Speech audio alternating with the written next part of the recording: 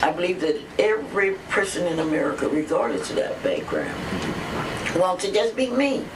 I want you to accept me for what I am. Clara Luper, born May 3rd, 1923, was a woman with many titles. To some, an educator. To most, a civil rights activist. But to a few, just mom. Your mom, she would have been 100 years old in May. How are you feeling? I feel excited. I know that if she had lived today, she'd be able to say, go, go, go. Her daughter, Marilyn, Joyce Ann Henderson, a former student of Clara's, and Carlos Hill, who led the Clara Luper Department of African American Studies at OU, all reflecting on her legacy, steps away from the Clara Luper exhibit inside the Oklahoma History Center. The fact that we are in her living room gives you a sense of Clara Luper is here. The exhibit tells the story of Clara, who led sit-ins at Katz Drug Store in OKC, slamming their shop's refusal to serve Black Americans.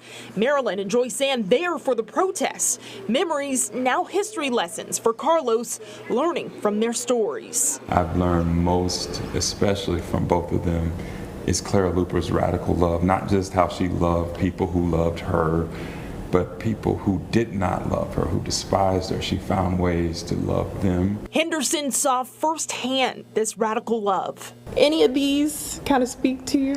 Well, when you go back, like that particular one. Clara here at the height of the Katz Drug Store sit-ins with a police officer pulling her arm.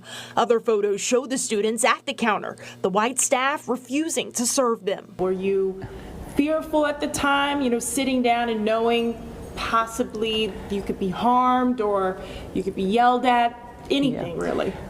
We didn't have fear because we had Clara Luper. Born and raised in Ofuskie County, Clara in school learned about race in America as a melting pot, and she didn't really agree. So I don't want to melt. I just want to be me. And we learned a lot of poems just like. What do you think about that clip there? It sounds just like her. Marilyn says her mother taught her, her sister and brother to develop their talents. And by 1958, Clara would pick up on one of Marilyn's talents after the 8-year-old suggested the sit-ins. And you're 8 years old, sitting at this counter. This was your idea, your mom went with it. What did she say when you said we should just sit there and stay? She probably thought I was crazy too. No. We did it, and she was very supportive. And she had to be, because she had to believe. And I think about that all the time.